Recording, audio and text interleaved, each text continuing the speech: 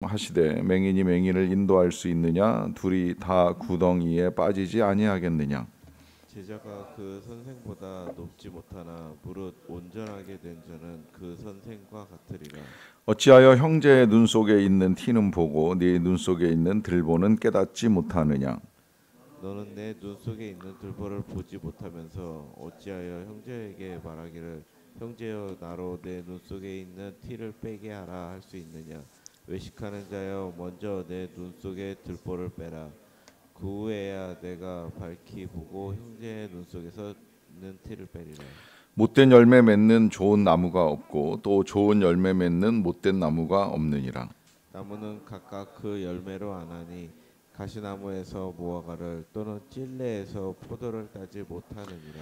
선한 사람은 마음에 쌓은 선에서 선을 내고 악한 자는 그 쌓은 악에서 악을 내나니 이는 마음에 가득한 것을 입으로 말함이니라. 너희는 나를 불러 주여 주여 하면서도 어찌하여 내게 말하는 것을 행하지 아니하느냐. 내게 나와 내 말을 듣고 행하는 자마다 누구와 같은 것을 너희에게 보이리라. 집을 짓 때 깊이 파고 주추를 반석 위에 놓은 사람과 같으니 큰 물이 나서 탕류가 그 집에 부딪히되 잘 지었기 때문에 등이 요동하지 못하게 하였거니와. 같이 읽습니다. 듣고 행하지 아니하는 자는 주추 없이 흙 위에 집 지은 사람 같으니 탕류가 부딪힘에 집이 곧 무너져 파괴됨이 심하니라 하시니라. 아멘. 우리 예수님 이 땅에 오신 것은 하나님 나라를 보여주기에 오셨다는 거 말씀 많이 드렸고 또 분명히 우리가 알아야 될 중요한 사실입니다. 그 하나님의 나라는 예수님의 능력과 권세로 나타났습니다. 그래서 치유하고 회복하고 귀신이 떠나가고 사망까지도 이길 수 없는 그 권세를 보여주셨습니다.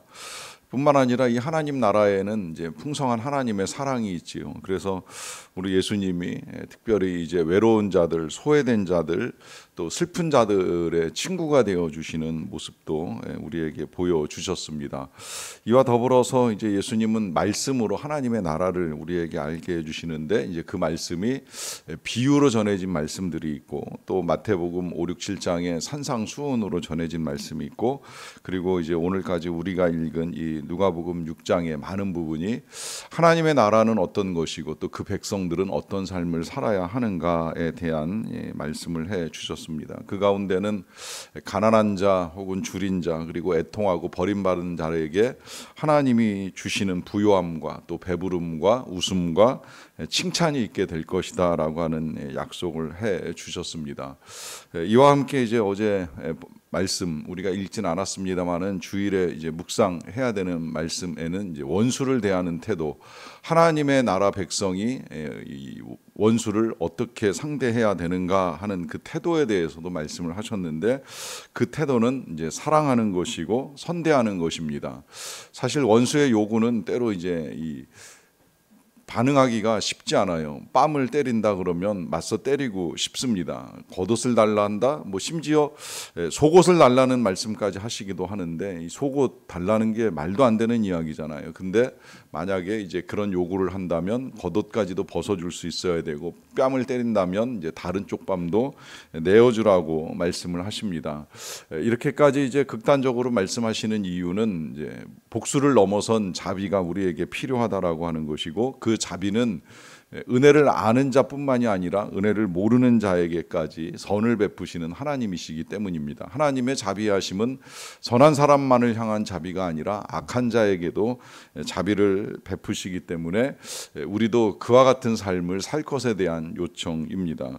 여기에 이제 예수님께서 비판하지 말라 또 정죄하지 말라 이제 용서하라라고 하는 명령까지 하시면서 우리가 어떻게 살아야 할 것인지에 대한 것까지도 말씀을 하셨습니다. 듣다 보면 이거 정말 가능한가라고 하는 질문을 하는데 그 질문을 이제 무색하게도 40절은 이렇게까지 말씀을 하세요. 제자가 그 선생보다 높지 못하나 무릇 온전하게 된 자는 그 선생과 같으리라라고까지 말씀하십니다.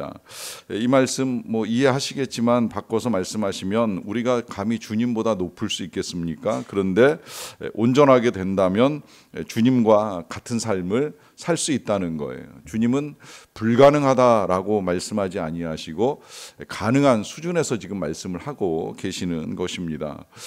이렇게까지 말씀하시고 나서 이제 그 다음에 이제 이어지는 내용으로 보면 그 또한 이제 우리에게 잘 알려진 비유의 말씀인데 티와 들보에 관한 이야기입니다. 남의 눈에 있는 티를 빼려고 하면서도 네 눈 안에 있는 들보는 보지 못하느냐라고 하는 말씀을 하시면서 남의 허물 캐려고 애쓰지 말고 이제 우리 안에 있는 잘못이 얼마나 큰가 하는 것을 이제 볼 수 있어야 된다고 말씀하십니다.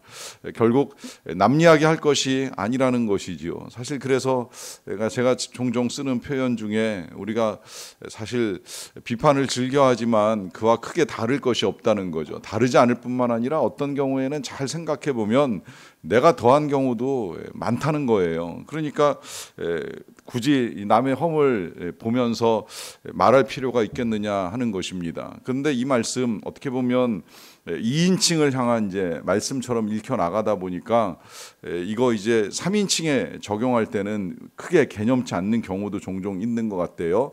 상대방의 눈에 있는 티는 보고 내 눈에 있는 들보를 못 본다라고 하니까 이게 그냥 2인칭의 대상을 상대로 해서 티를 빼는 거는 안 하려고 애를 쓰지만 또 그 당사자가 없을 때 제3자와 함께 누군가의 이야기를 하면서 그의 티를 가지고 이제 크게 부풀려서 이야기하는 습성은 우리에게도 있을 수 있다라고 하는 것이지요. 그러니까 정말 남의 이야기를 쉽게 해서는 안 된다라고 하는 것이 이제 분명한 주님의 뜻인데 문제는 이제 이렇게까지 예수님이 말씀하시고 그 말씀하신 걸 우리가 듣고 심지어 이제 이렇게 읽어 나가는 작업까지 한다고 하더라도 과연 이거 얼마나 우리가 실천하고 있을까요? 이것까지도 이제 아시면서 46절에 예수님이 이런 경고를 하십니다. 너희는 나를 불러 주여 주여 하면서도 어찌하여 내가 말하는 것을 행하지 아니하느냐라고 하십니다. 자, 우리가 예수님을 주님으로 부르고 주님으로 믿고 주님으로 따르고 또 주님께 기도를 드린다고는 하지만 그러나 정작 주님께서 말씀하시는 것을 행하지 않을 수도 있다는 거예요.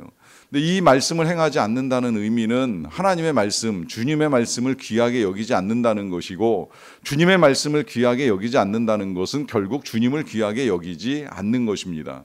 그러하기 때문에 주님을 찾고 주님을 부르는 것보다 중요한 건 주님의 말씀을 귀하게 여기는 것이고 주님을 귀히 여기는 것입니다. 이것이 너무 중요하다 보니까 예수님께서 이걸 이제 좀 더 구체적으로 보여주시겠다라고 말씀을 하시면서 오늘 본문에 우리에게 알려주신 비유가 집에 관한 비유예요. 그래서 잘 지은 집은 기초가 튼튼하고 그러하기 때문에 이제 어떠한 탕류에도 흔들림이 없을 것이지만 그러나 듣고 행하지 아니하는 자는 주치 없이 흙 위에 또 마태복음에서는 이제 모래 위에 지은 집 같아서 탕류가 부딪히면 집이 무너져서 파괴됨이 심하니라라고 합니다. 여기에서 말씀하고 계시는 이 탕류가 단순히 그냥 핍박과 박해로만 이해하시면 안 돼요. 물론 그것도 탕류에는 해당이 돼요. 큰 창수임에 틀림이 없습니다. 우리의 믿음이라고 하는 게 사실 평시에는 잘 알 수가 없지만 고난을 당할 때 핍박을 겪을 때 박해와 환난 가운데서 분명하게 이제 그 실체가 드러나기 때문에 기초가 튼튼하지 아니하면 무너지는 집과 같이 쉽게 무너져 버릴 수 있고 기초가 튼튼하다면 어떤 환난에서도 승리하는 우리의 믿음을 보여줄 수 있습니다. 문제는 우리의 이 믿음을 흔드는 탕류가 박해나 핍박으로만 오는 것이 아니라 유혹과 시험으로도 온다는 거예요. 그리고 그 유혹과 시험이라고 하는 것은 대단한 시험이 아닐 수도 있다는 거예요. 정말 누군가를 비판하고 싶고 욕하고 싶고 비난하고 싶은 이 또한 굉장히 큰 유혹이고 시험입니다. 왜냐하면 그 유혹 앞에서 우리는 죄를 쉽게 저지를 가능성이 훨씬 더 크기 때문입니다. 오히려 지금 같으면 환난보다도 이 비난의 유혹, 비판의 유혹이 우리에게 더 크게 밀려듭니다. 이때조차도 요동하지 않는 그리스도인의 삶이 튼튼한 기초 위에 집을 지은 하나님의 백성이라 하는 것입니다.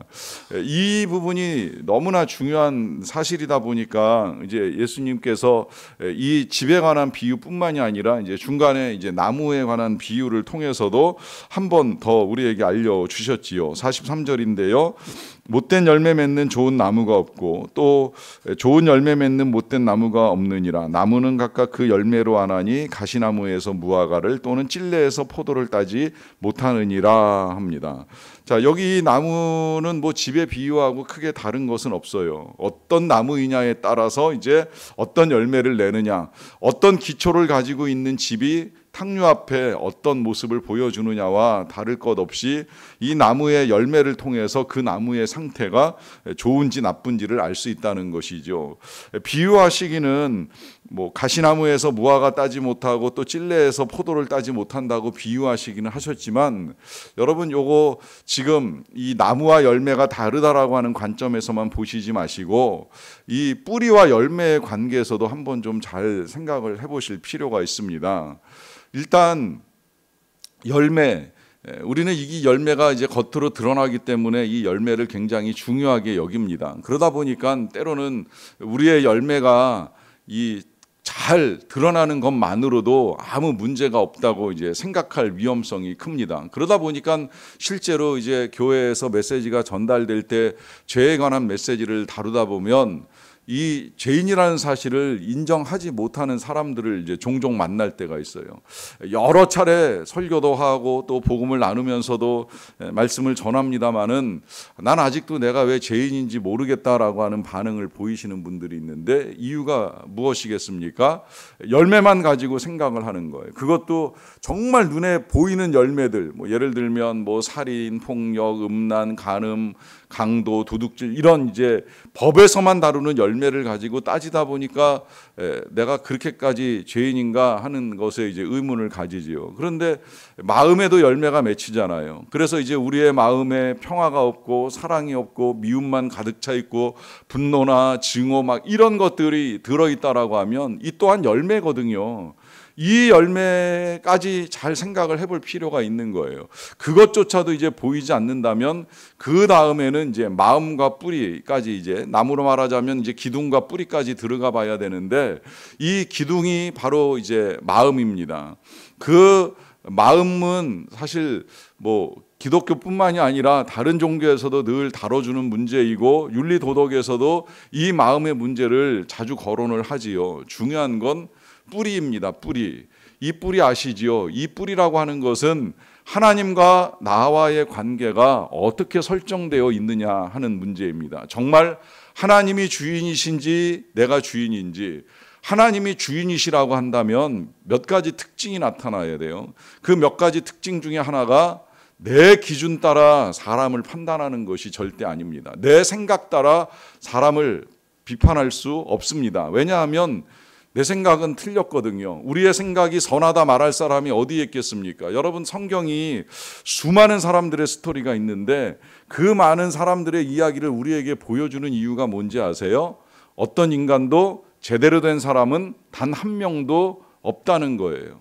아담부터 시작해서 그 이후에 탄생한 인류 가운데 누가 과연 하나님의 뜻에 부합하다고 감히 말할 수 있는 사람이 있겠습니까? 저는 어렸을 때 아브라함이 정말 믿음의 조상으로 대단한 사람인 줄 알았어요. 그런데 그도 잘 들여다보니까 자기 살겠다고 부인을 팔아넘기기도 하고 하나님의 뜻인지 아닌지 묻지도 않고 애굽까지 내려가기도 하고 하면서 살 길을 찾아 헤맸던 사람이더라고요.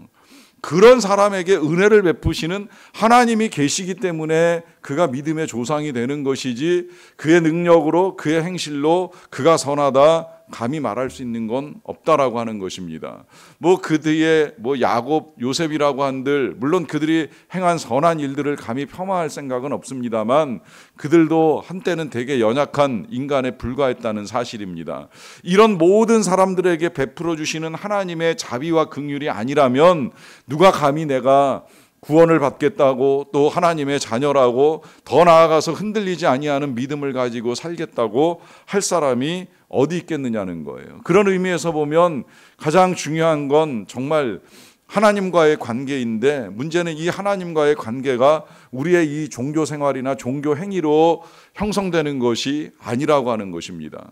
하나님과의 관계는 내가 왕이 되어 판단하던 그 모든 기준들을 내려놓고 사람들을 있는 그대로 받아들이는 거예요. 그래서 비판하지 말라, 정죄하지 말라, 용서하라, 어렵지만 기준만 내려놓으면 있는 그대로만 볼 수 있으면 그러면 가능합니다. 그래서 제가 배웠던 영성의 원리를 늘 알려드리지요.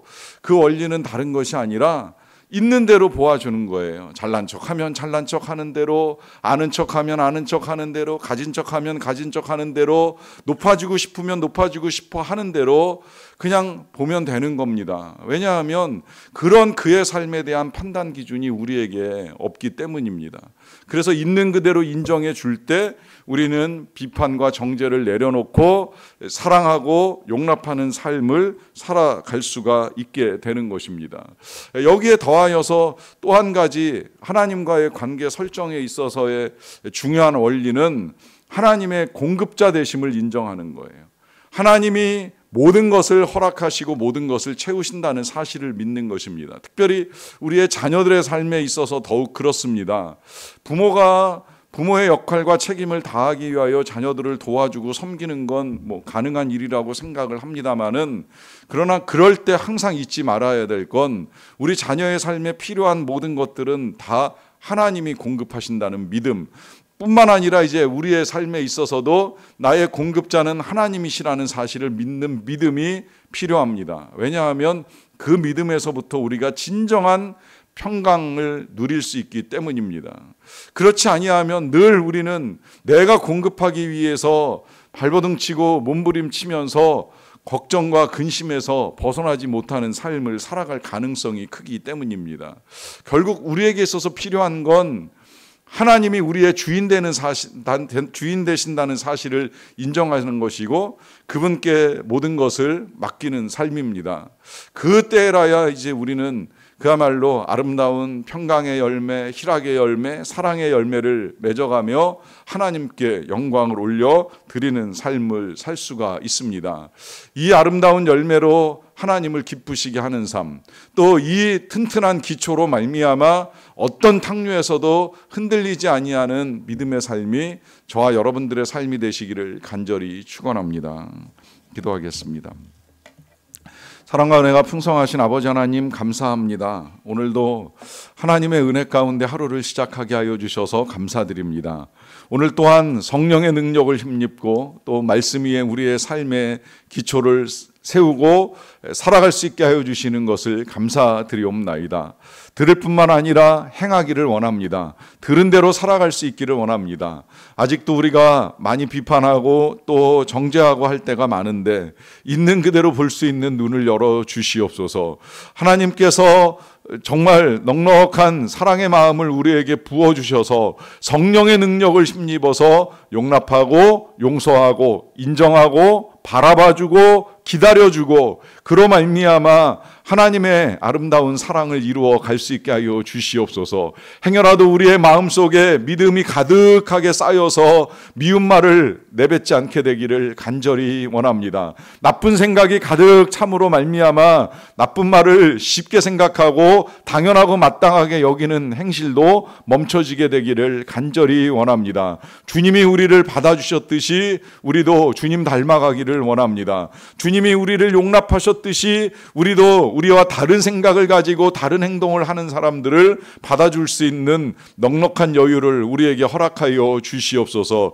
하나님의 공급하심을 신뢰하며 나아갑니다. 우리에게 필요한 모든 것들 뿐만 아니라 우리의 자녀들, 가족들에게 필요한 모든 것들을 하나님이 때를 따라 적당하게 우리에게 허락하여 주실 줄로 믿사옵나이다. 하옵나니 그 어떤 상황 속에서도 걱정과 근심은 내버리게 하여 주시고, 필요하다면 기도하며 간구하는 가운데 우리의 마음과 생각을 지켜주시는 하나님을 의지하며 나아가는 우리 모두의 삶이 되게 하여 주시옵소서. 그리하여서 이와 같은 성령의 능력을 힘입고 오늘 하루를 시작하는 모든 성도들이 기뻐하며 참고 견디는 믿음을 주시기를 원합니다. 감사함으로 하나님께 영광을 올려드리는 자들이 되게 하여 주시옵소서. 하나님의 은혜 가운데 칠레의 주일 선교 사역이 잘 진행되게 하여 주시는 것을 감사드리옵나이다. 끝까지 잘 마무리되게 도와주시고, 이제 내일 저녁 밤 비행기를 타고 먼 길을 다시 돌아오게 될 터인데 하나님의 은혜 가운데 선하게 인도하여 주시옵소서. 도착할 때까지 지치거나 고나지 않게 도와주시고,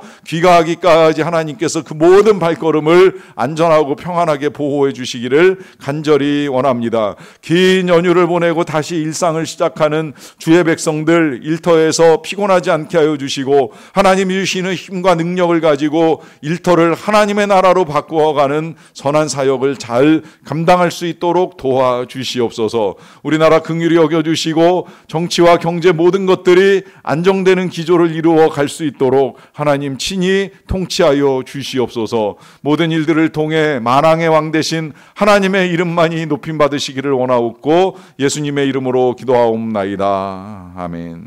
하늘에